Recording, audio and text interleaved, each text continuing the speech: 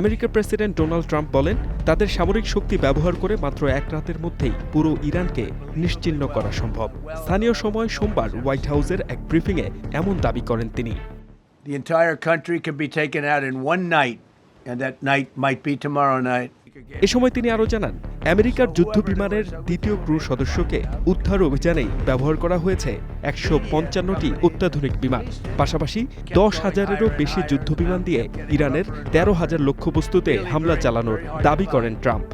The second rescue mission involved 155 aircraft, including 4 bombers, 64 fighters, 48 refueling tankers, 13 rescue aircraft, and more. We were bringing them all over, and a lot of it was subterfuge. We wanted to have them think he was in a different location because they had a vast military force out there. Thousands of people were looking.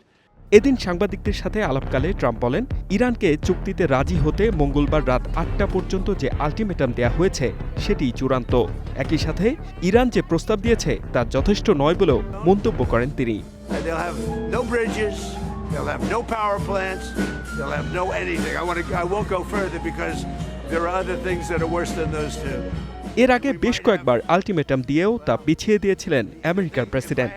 এছাড়া রবিবার নিজের truth সোশ্যালে একই হুমকির পুনরাবৃত্তি করেন Trump.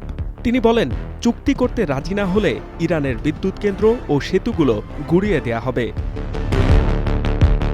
এদিকে বিভিন্ন গণমাধ্যমের প্রতিবেদন বলছে, ইরান যুদ্ধের বিরোধিতা করছে বেশিরভাগ আমেরিকান। তবে ট্রাম্পের দাবি, মেক আমেরিকা গ্রেট এগেন ভিত্তিক সদস্যদের মধ্যে দৃঢ় সমর্থন রয়েছে। পাশাপাশি আমেরিকার যুদ্ধবিরোধী মানুষদেরকে বোকা বলে মন্তব্য করেন তিনি।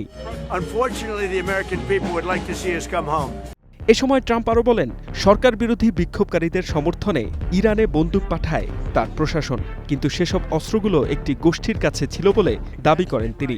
তবে কোন গোষ্ঠীর দিকে ইঙ্গিত করেছেন তা সুনির্দিষ্ট করে উল্লেখ করেননি প্রেসিডেন্ট।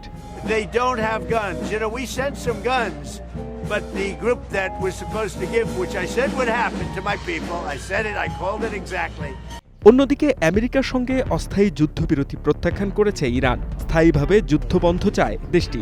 পাশাপাশি এই অঞ্চলে সংঘাতের অবসান, হরমুজ প্রণালীতে নিরাপদ পথের জন্য প্রোটোকল এবং ইরানের ওপর থেকে আন্তর্জাতিক নিষেধাজ্ঞা প্রত্যাহারের দাবি তোলে ইরান কর্তৃপক্ষ।